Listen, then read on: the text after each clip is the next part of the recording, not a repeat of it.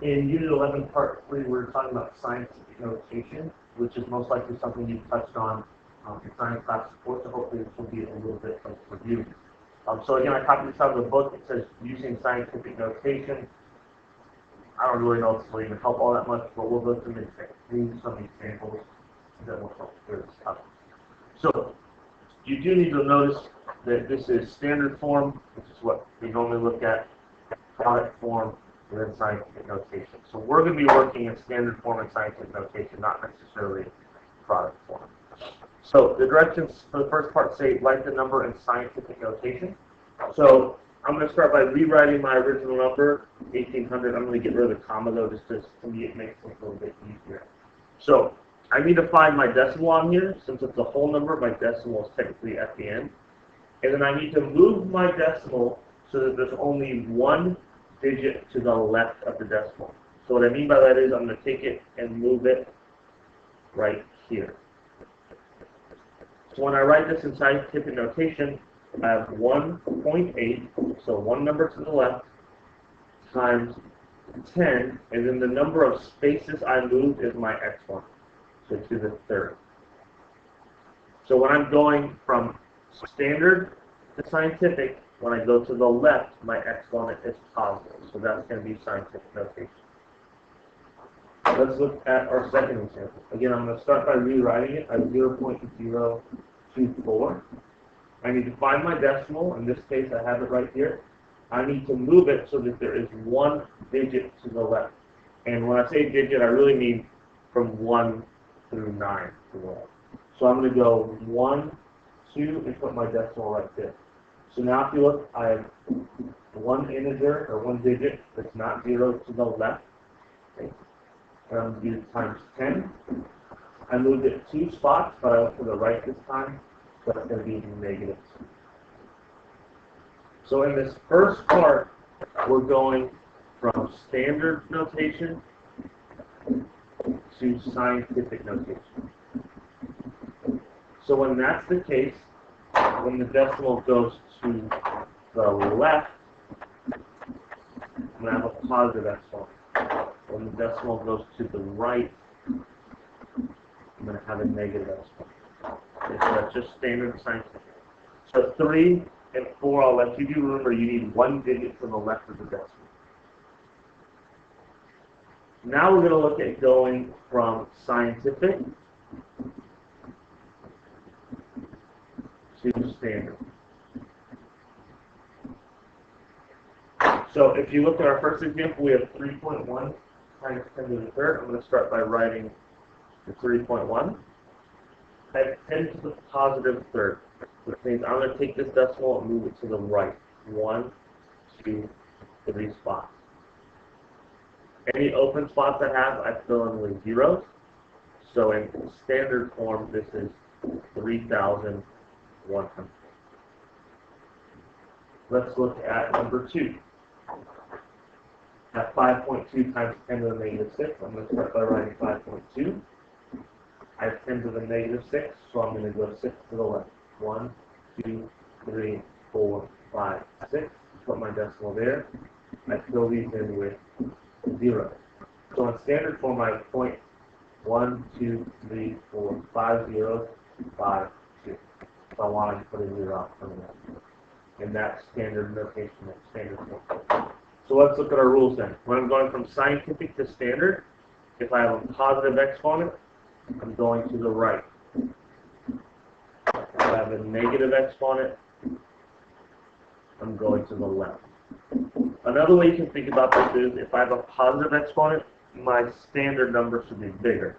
If I have a negative exponent, my standard form number should be really small. Okay. I'll leave 3 and 4 for you guys to do there. On the back page at the top, it says ordering numbers using scientific notation. So the directions are order the numbers from least to greater. So in order to do this, I'm going to have to put these numbers all in the same form. So if you look right now, I have 3,200, which is in standard form, and then the other two are in scientific notation.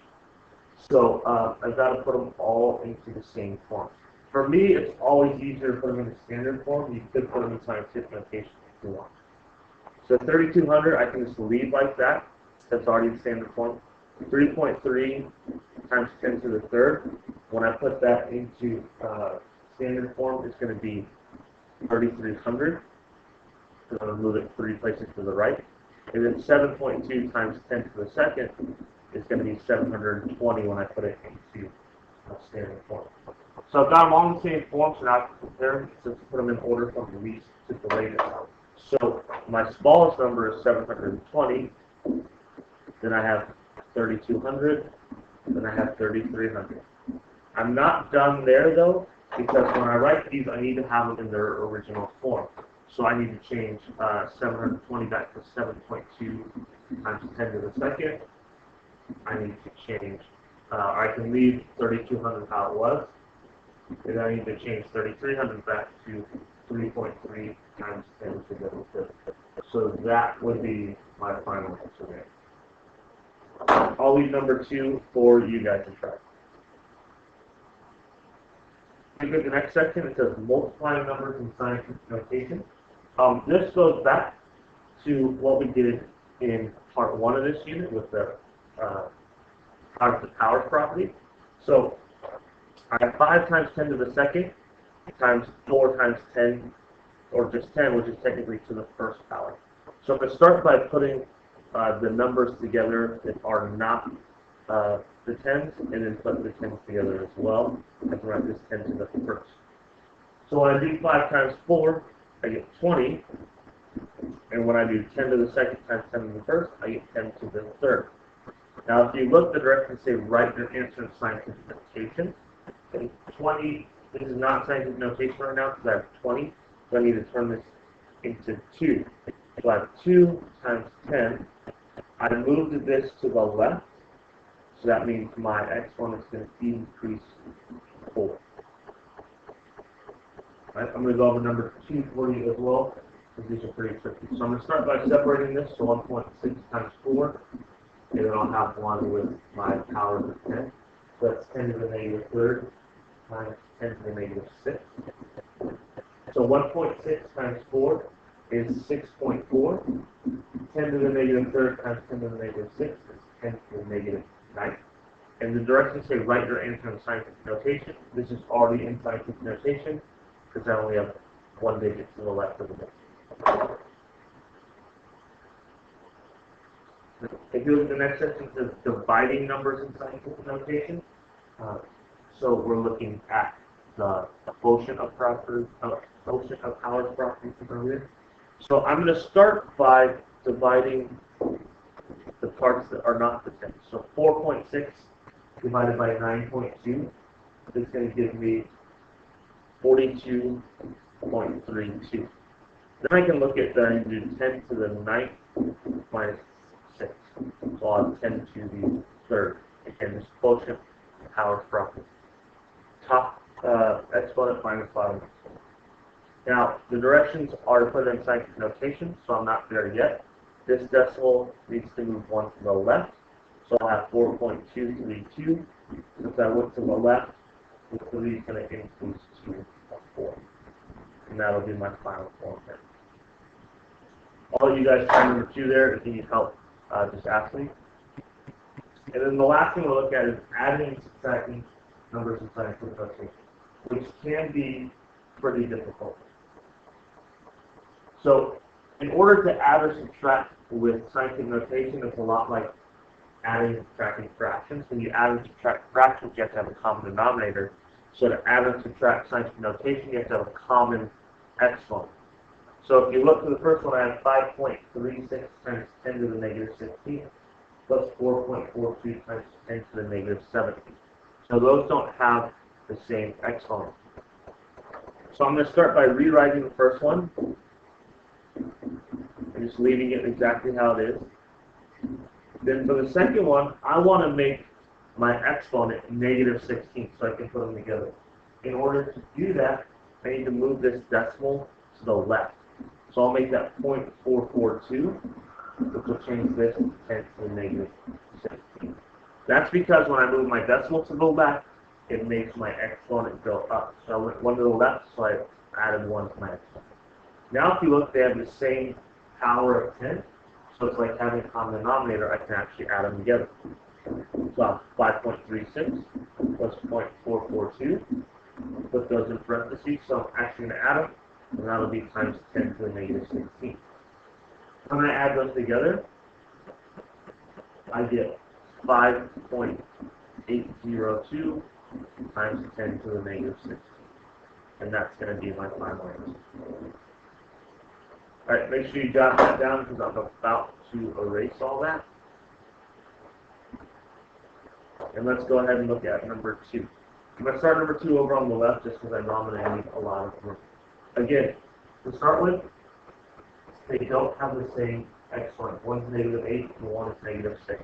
So I'm going to write my first one as it already comes with 10 to the negative 8. But I'm going to need to rewrite the second one and make it 10 to the negative 8. So in order to make my exponent go down to get to negative 8, I need to move this decimal to the right. So I'll wind up with 601.2 times 10 to the negative 8. If I want to decrease my exponent, my decimal has to go to the right. So now I can actually subtract 9.45 minus 601.2, and that's going to be times 10 to the negative 8. So when I subtract this, I wind up with a big negative number. I have negative 591.75 times 10 to the negative 8. I want my answer in scientific notation. This is not in scientific notation right now. To get into scientific notation, I need to move it 2 places to the left. So I just have one digit to the left of the decimal. If I move it to the left twice, that increases my exponent twice, so it's 10 to the negative 6. So that would be my final answer. Alright, the first page is pretty easy, back page is kind of hard. Let me know if you have any questions.